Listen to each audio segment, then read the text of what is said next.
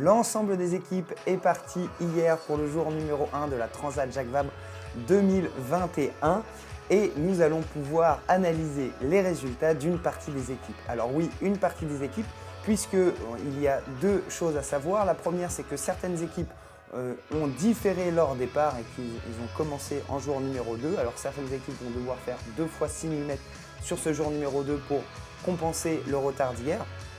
Et on a aussi eu un problème de retour d'information pour certaines des équipes. Alors vous allez voir, il y a une bonne partie des équipes qui sont classées sans aucun souci. La remontée des infos s'est fait correctement via les logbooks, notamment pour la catégorie, le mode concept 2. Et une autre partie d'équipe, pour je ne sais quelle raison encore, n'a pas eu ce retour d'information de logbook vers le logiciel. Et donc nous sommes actuellement en train de voir quel est le problème et comment nous pouvons rectifier pour pouvoir prendre vos résultats que vous avez fait hier pour les intégrer directement dans cette catégorie résultats. Mais je vous tiendrai informé de toute manière des avancées de ces travaux-ci. Alors regardons du coup les classements. Donc je vous rappelle qu'il y a deux modes pour participer à cette course, soit le concept 2 ou soit en manuel. Manuel, c'est lorsqu'on n'est pas sur un rameur concept 2 ou lorsqu'on est sur un rameur concept 2 mais qui ne peut pas se loguer à un carnet d'entraînement. Les trois types de courses, donc ultime, IMOCA et classe 40. Regardons dans un premier temps la catégorie ultime. Alors chez les hommes, c'est là où il y a le plus de participants, 19 participants. Nous retrouvons en pole position Thierry et Vincent qui ont fait un sans faute. Regardez les pénalités, pas de pénalité, donc validé, checké, donc ça c'est bon.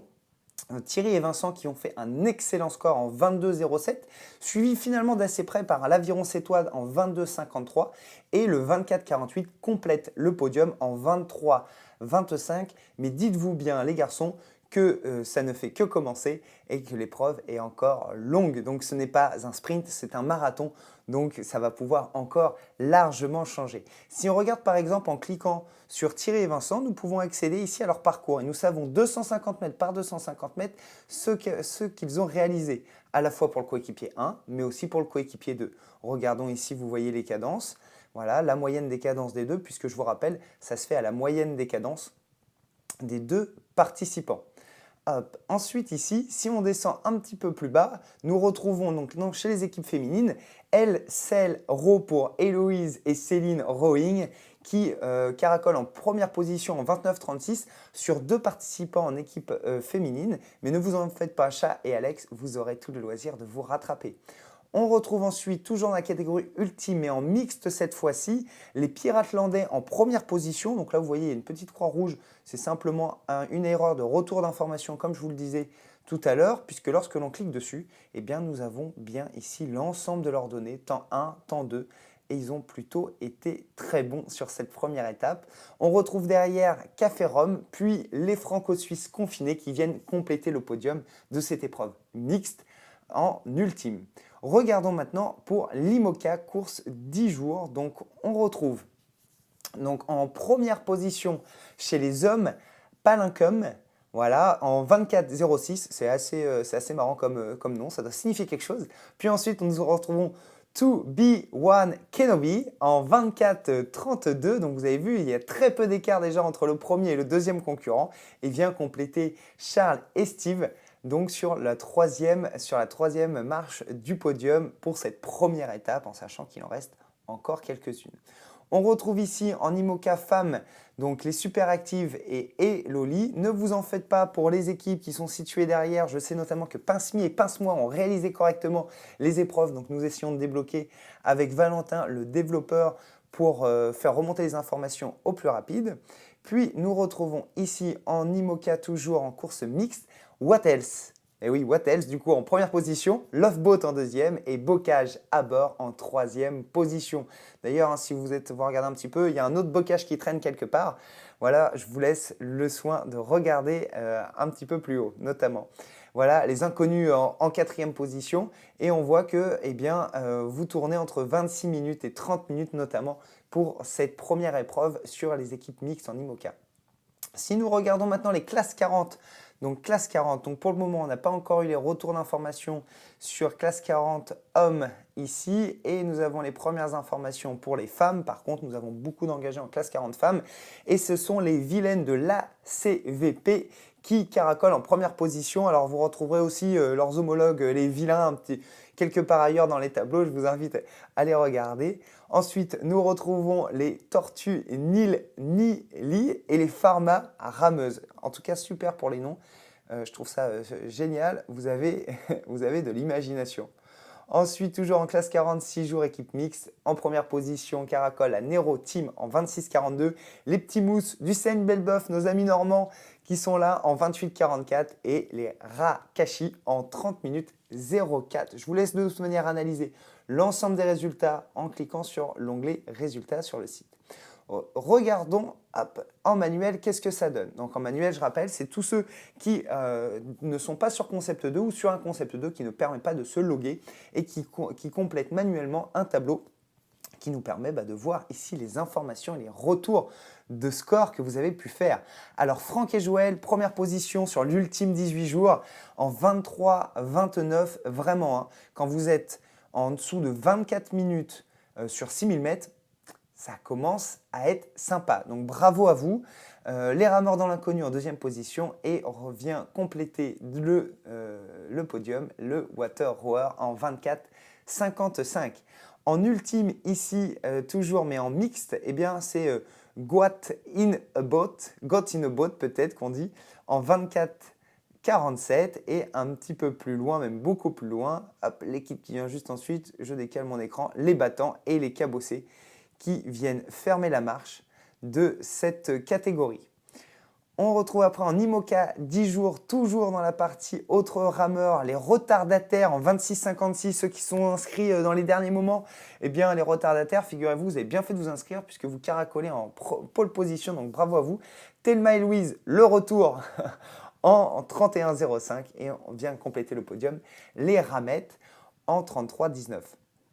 Nous retrouvons sur la course mixte Birdo Libera en 28-28. J'ai l'impression d'appeler des chevaux sur la course du Quintet, là, avec des noms toujours très sympathiques.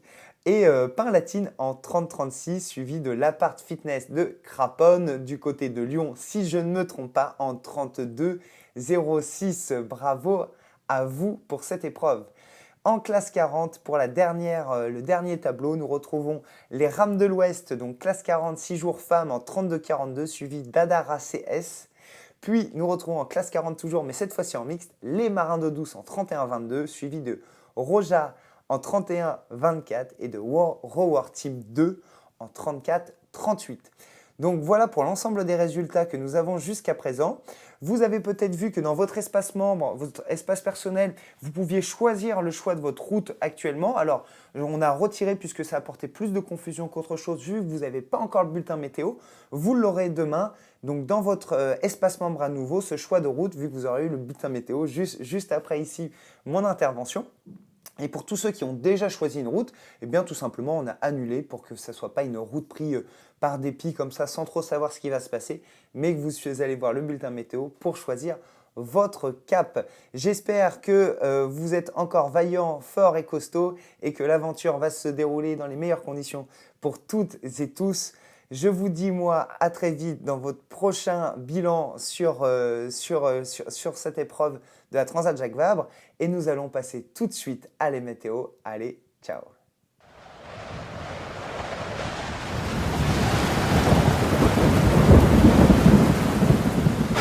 Mesdames et messieurs, bonsoir.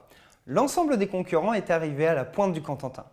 Nous arrivons sur le jour numéro 3 et vous allez devoir choisir un itinéraire entre une voie A et une voie B. Analysons ensemble les conditions météorologiques pour ces deux routes. La route A va être en direction des îles Scilly et il va y avoir une mer assez dure. Vous allez choisir d'aller chercher le front dépressionnaire par le nord en direction des îles Scilly, qui est un archipel situé en mer Celtique à 45 km de la péninsule de Lizard. Nous naviguons dans du vent d'ouest fort et vous allez chercher le front. Le bateau va peut-être souffrir, mais si ça passe, eh bien ça passe.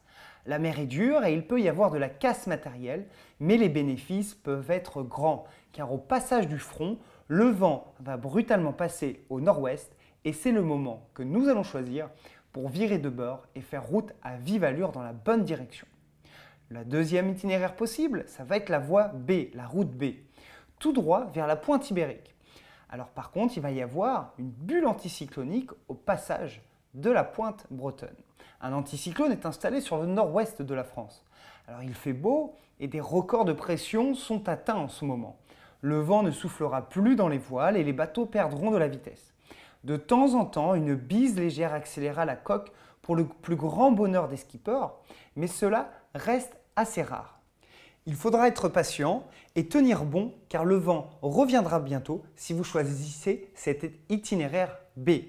Donc soit vous choisissez le A et vous allez vous remonter le vent d'ouest, ou soit vous choisissez directement de pointer vers la pointe ibérique par l'itinéraire B, en sachant que vous allez rencontrer un petit anticyclone, mais le bateau souffrira moins et les corps et les esprits également.